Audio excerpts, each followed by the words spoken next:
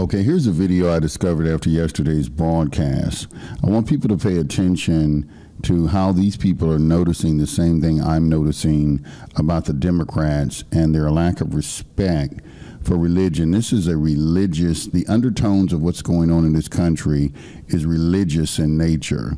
And I want you to listen very closely to this 7-minute clip, because these people are really, they're identifying what the issues are without saying it, without really saying the name of the individuals. But I want you to just pay attention to this. The Biden administration's Department of Justice offering what critics call a sweetheart deal to a transgender vandal caught on camera smashing and spray painting a Catholic church in Washington state last year. This is surveillance video of 31-year-old Maeve Noda in action, throwing a rock at a glass window while a woman was praying inside. She had to lock herself in. She was so scared. This person then spray painted the sacred building's walls with profane and anti-Catholic messages like religion of hate, woman haters, and more. Noda also defaced the church's beloved statue of the Virgin Mary and spray painted a church worker in the face before resisting arrest. Despite those damages to the church totaling nearly $100,000, the DOJ recommended, wait for it, 0 jail time, and instead recommended just 3 years probation. This plea deal sharply contrasts with the Biden administration's treatment of, for example, pro-life activist and Father Mark Houck. The DOJ charged Houck with violating the FACE Act back in October of 21 after he shoved a Planned Parenthood volunteer while defending his son. The FBI later raided Houck's Pennsylvania home, arresting him in front of his wife and 7 children after state police declined to press charges. Houck faced 11 years in federal prison before he was acquitted earlier this year. Kellyanne, the contrast is nothing short of stunning, and it's unacceptable. Yes, and in Joe Biden and Merrick Garland's Department of Justice, you see that parents at school board meetings are concerned about curricula and lost learning are domestic terrorists. This has been a pretty anti-Catholic administration for Mr. I'm Catholic Joe Biden. They're openly hostile to religion overall, and I think it's costing a lot of Hispanic voters, Asian American voters in this country. They are realigning for many reasons, but one is the open hostility toward religion. Okay, I want you to pay attention to the Attorney General that's behind all this is a Jewish man by the name of Merrick Garland, who was nominated for the Supreme Court and wasn't able to get that seat after Ruth Bader Ginsburg passed away, who was also Jewish. But I want you to pay attention to what this man has been doing since he's been in office, the attacks that he's been orchestrating against religion, and then how he plays innocent after the fact. You just really need to really pay attention to this man right here and what he's doing. And you'll start to see the tactics that they use in establishing, they're trying to bring in a new world order, and right now they are destabilizing the country by creating a lot of turmoil. Remember, it's a new world order, so they have to establish chaos first. Look at the treatment of Amy Coney Barrett, who is eminently qualified to sit where she now works in the United States Supreme Court. She went there with not a single Democratic senator's vote, even though when she went to Senate confirmation, they dressed her down about her Catholicism. Dianne Feinstein said, it's obvious that, your doctrine burns inside of you, right, as if anything burns inside of Dianne Feinstein at this point. Okay. Notice that you'll never hear them mention the nationality of these people they're talking about. I want to bring that to your attention. Dianne Feinstein is Jewish. And I'm going to run the clip of what she was just talking about, because I saw the same clip. This right here, what she's talking about, is made me post this video, because they're seeing the same thing that I'm seeing, that nobody else seems to see. But here's a clip of Dianne Feinstein dragging Amy Coney Barrett at her confirmation hearing about her religious beliefs. Why is it that so many of us on this side have this very uncomfortable feeling that, dogma and law are two different things? And I think whatever a religion is, it has its own dogma. The law is totally different. And I think in your case, Professor, when you read your speeches, the conclusion one draws is that the dogma lives loudly within you. And that's of concern when you come to big issues that large numbers of people have fought for years in this country. And so the hostility towards Amy Coney Barrett, who lives her faith every day, was there wearing the cross as a Catholic, had been a professor at Notre Dame, has 7 children, 2 adopted from Haiti. That hostility contrasted with this. By the way, this, I think, Kaylee, I know people are here, are attorneys, that looked like assault with a deadly weapon. I mean, spray painting somebody in the face, throwing a rock where you know somebody is praying on the other side. And I just want to quickly remind the audience, the fact that the DOJ was involved in all means there were federal crimes committed here. And they completely balked on that. That's absolutely right. Thank you for that. Kaylee, not only are these hate crimes, but yes, not only did this person spray paint that churchgoer in the face, which is absolutely an aggravated assault and can be a felony in Washington state, but that person also, with a backpack full of spray cans, beat and shattered the police vehicle when they were resisting arrest. And yet somehow that's characterized simply as a vandal. I've been to service many times at St. Louise there in Bellevue, Washington. It's a beautiful church. It's a beautiful community.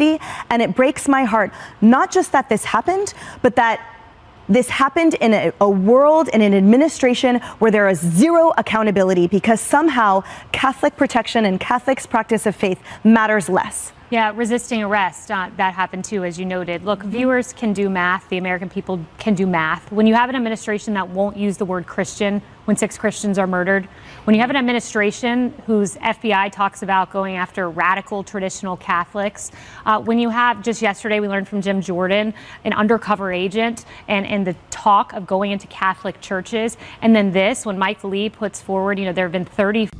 I want you to pay attention to the fact that these are Christian women.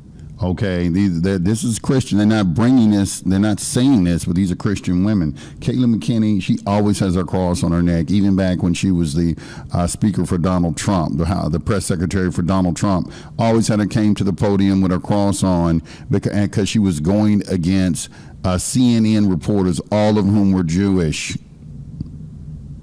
I'll show you that in a little bit.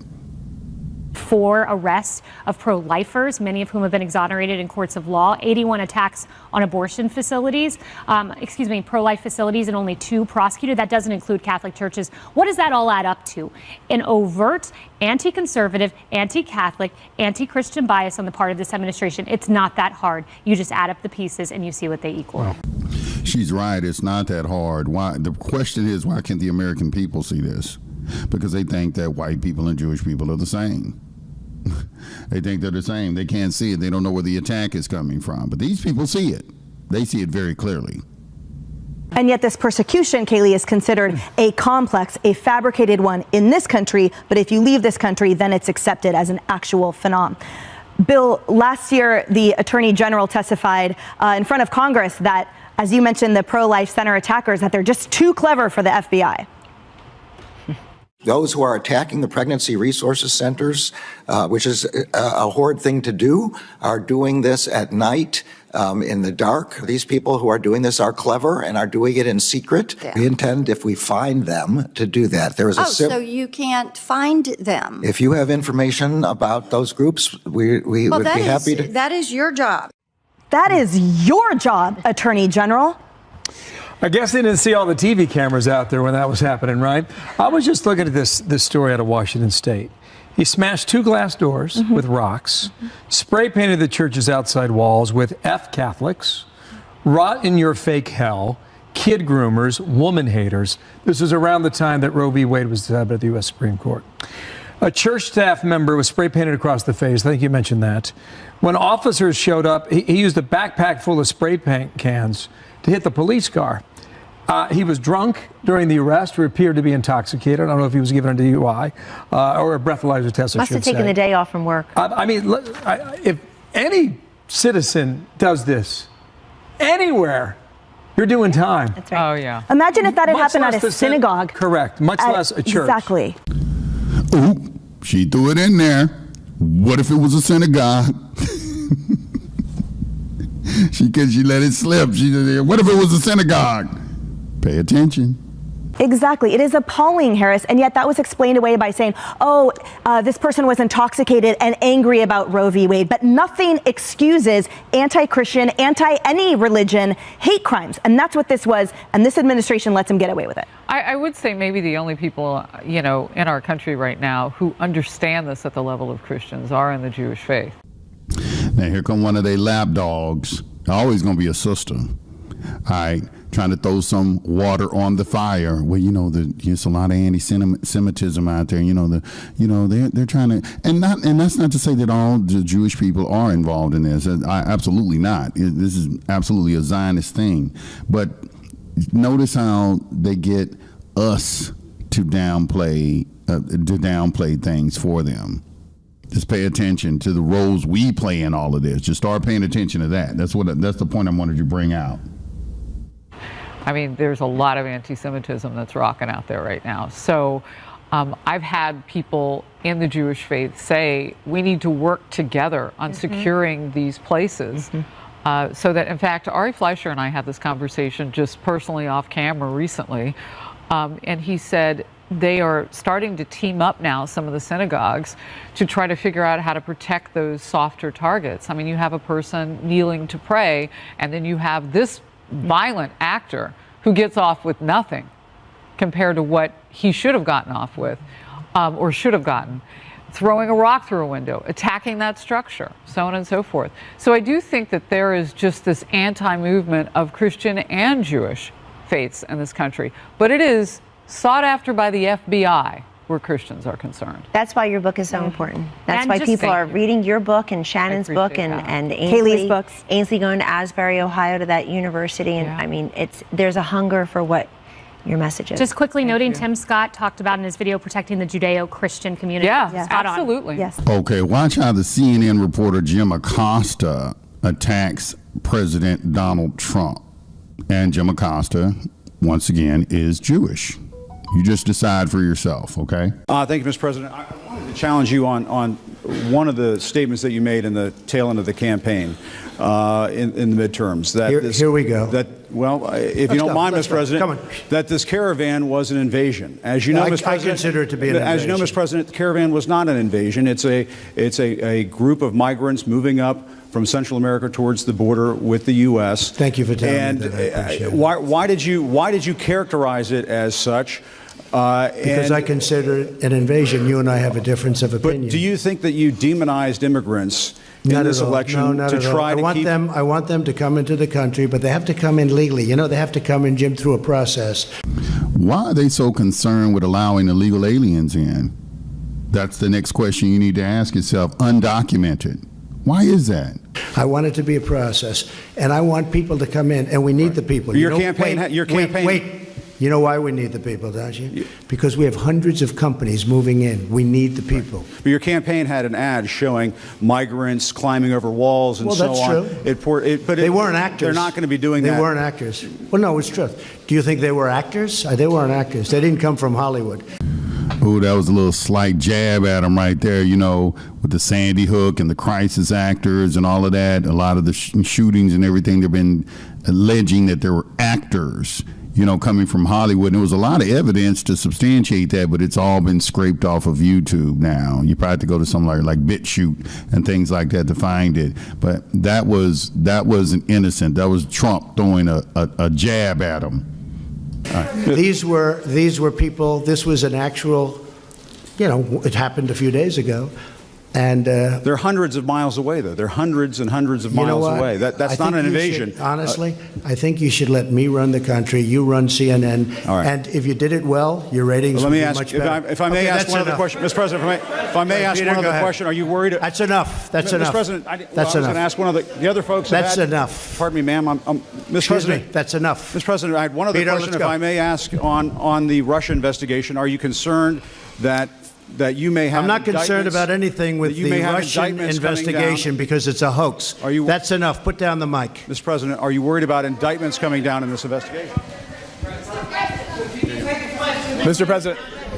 I'll tell you what, CNN should be ashamed of itself having you working for them. You are a rude, terrible person. You shouldn't be working for CNN. Go ahead. I think that's unfair. You're a very rude person. The way you treat Sarah Huckabee is horrible. And the way you treat other people are horrible. You shouldn't treat people that way. Go ahead. Go ahead, Peter. Go ahead. In Jim's defense, I've traveled with him and watched him. He's a diligent reporter who busts his butt. Well, I'm not like a big the rest fan of of us. yours either, so I understand. to be honest. So let me ask you a question if I can. You repeatedly said... You aren't the best. Mr. President, you repeatedly, over the course of the... Okay, just sit down, please. Well, when you report fake news, when you report fake news, which CNN does a lot, you are the enemy of the people. Go ahead. Mr. President, over the course of the last several days of the campaign, sir, at the end of the campaign, you repeatedly said that Americans need to fear Democrats. You said Democrats would unleash a wave of violent crime that endangers families everywhere. Why are you pitting Americans? Why are you pitting Americans against one another, sir? Peter, what are you trying to be him? No, Peter, I'm just asking the question. Let me just tell you, very simple, because they're very weak on crime. Because they have often suggested, members and people within the Democrat Party at a high level have suggested getting rid of ICE, getting rid of law enforcement. That's not going to happen, okay? We want to be strong on the borders. We want to be strong on law enforcement, and I want to cherish ICE because ICE does a fantastic job. What they do for us is so it's so unrecognized how good a job they do. So we want to take care of them, and we want to hold them very close because they do a good job. But the question, to be clear, though, the question, Thank you very much. why are you sit down? Peter. But the question, but you didn't answer my question. Just very simply, the question is, why are you pitting Americans against one another, sir? I'm not. Is that how you view I'm not. citizens of this country? I'll tell you what. We won a lot of elections last night. We did very well last night. But in many ways, I think it's going to have a very positive impact. I watched NBC this morning. They didn't report it exactly correctly, but that's, that's the fact with NBC. Nothing I can do about that. But I want this country to have protection. We want security in our country. I want security, Peter. I mean, you maybe don't think it's so important. And I think when you don't have it, you are indeed unleashing crime. I feel that. You said you would sign an executive order on birthright citizenship. Are you still going to sign the executive order on birthright citizenship? You'll ask me that question a little bit later. Go ahead. Okay. Go ahead, Chair. Thank you, Mr. President. The investigation by the special counsel Robert Mueller has been going on since last spring. It's been over your head. It's been a long time. Yeah, it's been over your head, over Republicans' head, during the midterms as well. Is this an opportunity for you, Mr. President, to end that investigation? Would you consider removing Mr. Mueller from his position? I could have ended it any time I wanted. I didn't. And there was no collusion. There was no anything. I didn't. They went after hackers in Moscow. I don't know about that. They went after people with tax problems from years ago. They went after people with loans and other things. Had nothing to do with my campaign. This is a investigation where many, many millions of dollars has been spent, and there's no collusion. It was supposed to be on collusion. There's no collusion, and I think it's very bad for our country. I will tell you. I think it's a shame. And a poll came out today, by the way, from NBC, or at least I saw it on NBC, where a majority of the people do not agree with the Mueller investigation, or it wasn't approved. They have approval and disapproval, and it had a much higher disapproval. It should end, because it's very bad for our country. So if it's bad... And I'm not just talking about the tremendous expense. And the other thing is they should look at the other side also. They only look at one side. They're not looking at all of the things that came up during this investigation. They don't do that. They should also get people that can be fair, not 13 or 14 or 17. I call them the angry Democrats. They are angry people. And it's a very unfair thing for this country. It's a very, forget about unfair to me, it's very bad for our country. Okay. So, Mr. President, if it's Mr. President, just wait this moment. If it's unfair to the country and it's costing millions of dollars, why don't you just give him the mic, please? I've answered the question. Okay. Go ahead, take the. Well, I'll give you voters. I will give you voter suppression. You just have to sit down, please. Sit down. I didn't call you. I didn't call you. I'll give you voter suppression. Take a look at the CNN polls, how inaccurate they were. That's called voter suppression. Go ahead, please. Thank you, Mr. President. I'm not responding. I'm responding to. Excuse me. I'm not responding to you. I'm talking to this gentleman. Will you please sit down? Excuse me. Would you please sit down? Please go ahead. Thank you, Mr. President. Now that the House of Representatives very hostile. has It's such a hostile media. It's so sad.